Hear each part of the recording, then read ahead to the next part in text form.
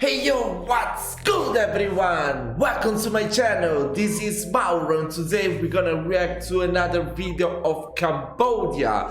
This time we're gonna check out something sad, but that it's important for me to learn. You know, the Khmer Rouge of Cambodia, death of a nation, the genocide. I don't know that much about it, you know. You guys have been telling me this.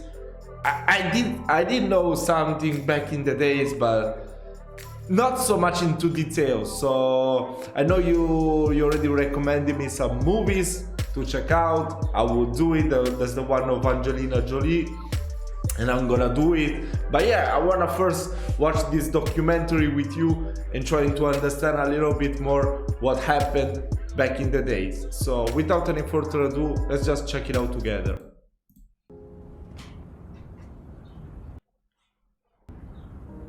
We didn't come to Cambodia to talk about the genocide. We came here to talk about the country, the past and present alike.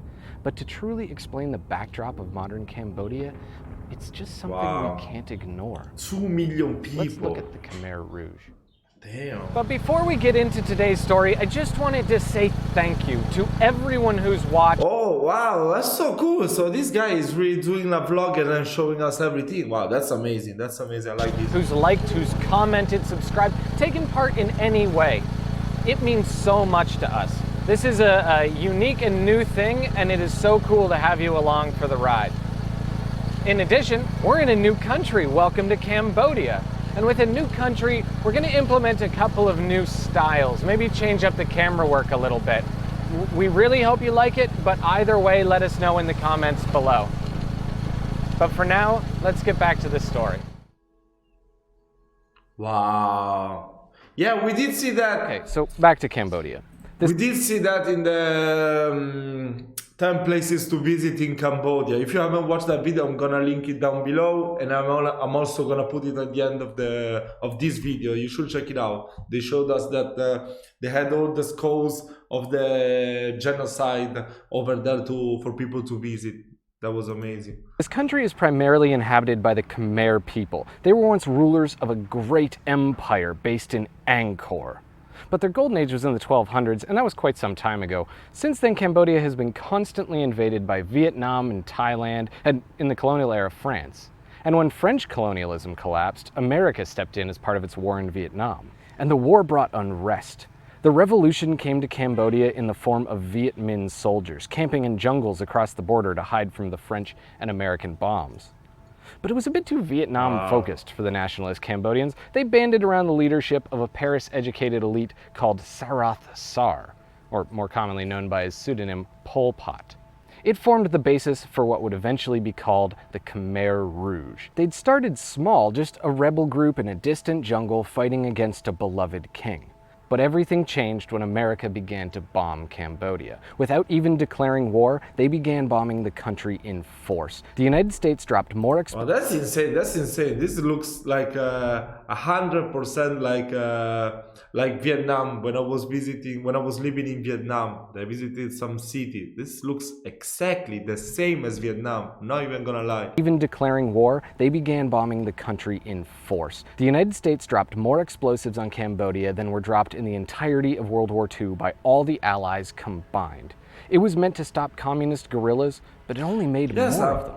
I've also heard there are like lots of unexploded bombs in Cambodia and Laos. Is that true? I mean, of course, in Vietnam as well, because of that war with America. Let me know down in the comments. I'm not sure if what I'm saying is correct. After all, you can imagine what this was doing on the ground. Civilians were being blown out of their homes with their only sources of income destroyed. Wow. Tens of thousands were killed indiscriminately.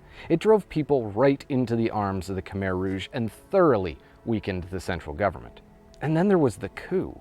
The king didn't suppress communism loudly enough. He was walking a tightrope, but America was fighting a war. They installed a military dictatorship that hated communists the proper amount. And the king, with nowhere to turn for support, publicly promoted the Khmer Rouge. They promised to reinstate the throne. And this opened the floodgates. The average person joining didn't understand the ins and outs of Pol Pot's doctrine, but they understood loyalty to king and country.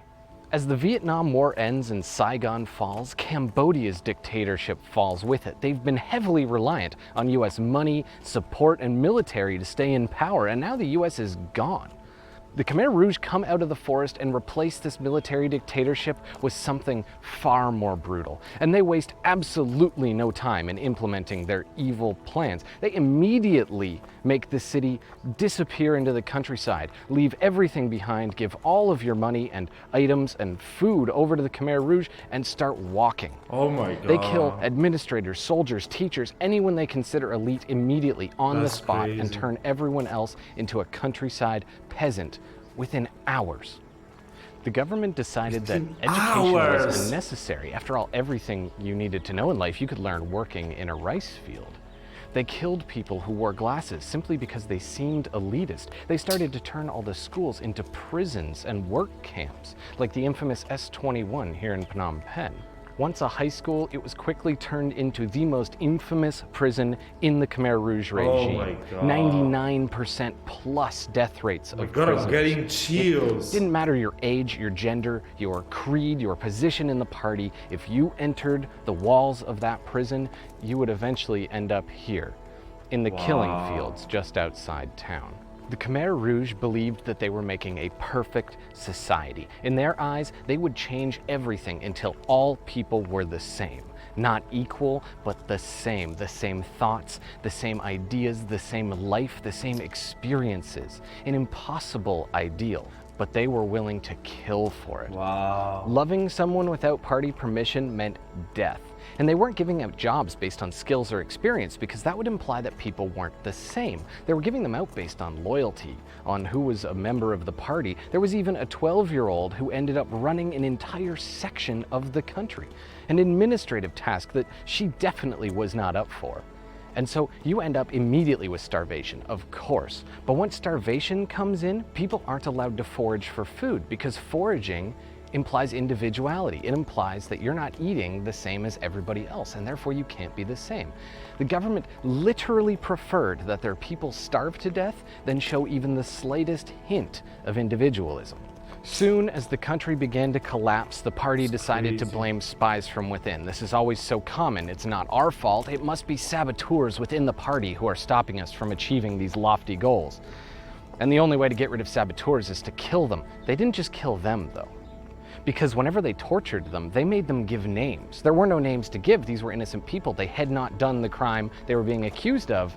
So what names would they give? They gave the names of people they knew. Maybe they didn't like them, maybe just whoever under torture. It ended up killing families. These prisons would take friends, families, co-workers, anyone you'd associated with, and kill them alongside. And for 3 years straight, around the country in killing fields such as this one, the regime repeated their terrible pattern. It wasn't sympathy from abroad that stopped the Khmer Rouge, but hubris from within.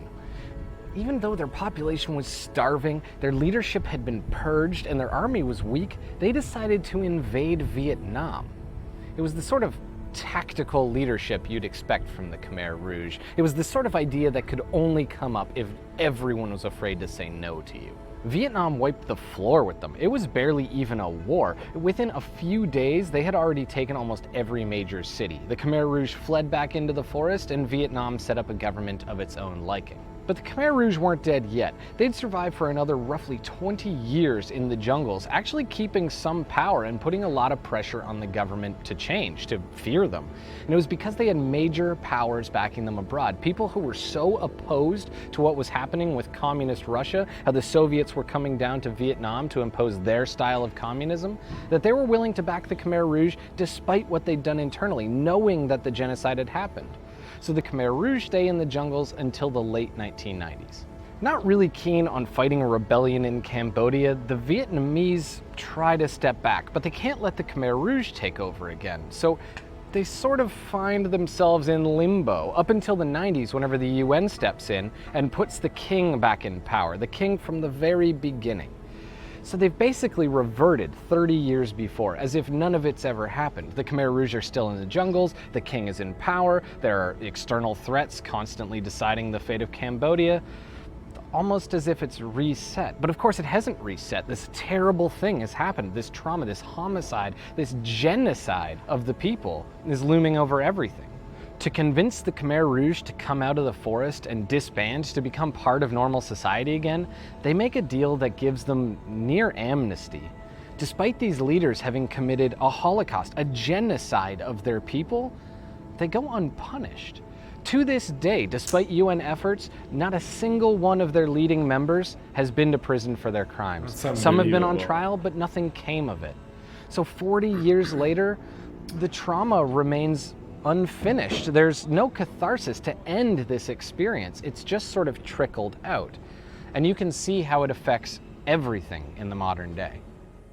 Cambodia is more than just the story of the Khmer Rouge. It is the story of Angkor. It is the story of modern Phnom Penh. It is a story of a bright, friendly nation seemingly worlds away from the struggles of their recent past. It's a country of skyscrapers, smiling faces, and optimism for the future. Yet the legacy remains. The Khmer Rouge era is over. It's gone. But it can't be forgotten. This is Rare Earth. Wow. This video was so beautiful. Wow, that was amazing. That was amazing. The video was done so perfectly. The story was crazy. The story was so sad.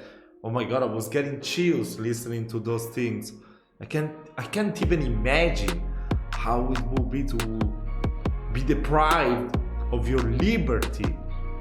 Oh my god. That's crazy, that's crazy. You're gonna be killed just for even harbor your own food. You can't do anything as an individual. That's crazy.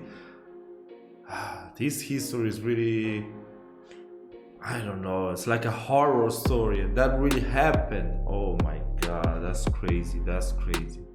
That's crazy, that's crazy. Human nature, you know, sometimes it's good, but when it's bad like this, the terrible things happen, and we all see that through history.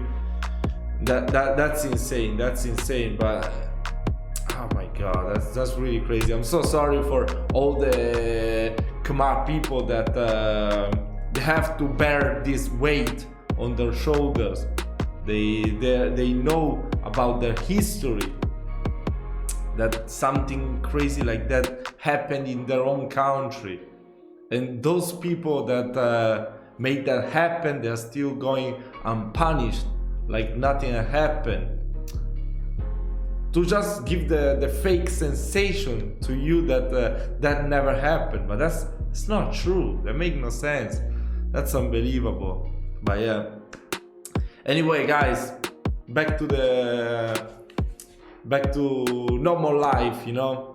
Let me know what you think about it in the comments. I mean, of course nobody's gonna say that was a good thing, but yeah, let me know if there was something correct in this video, if there are other videos to check out to learn something more about this beautiful country that is Cambodia, and I'm gonna try to do those videos as well. So I hope you enjoyed this video. Please leave a like, share it with your friends, and I will see you next time.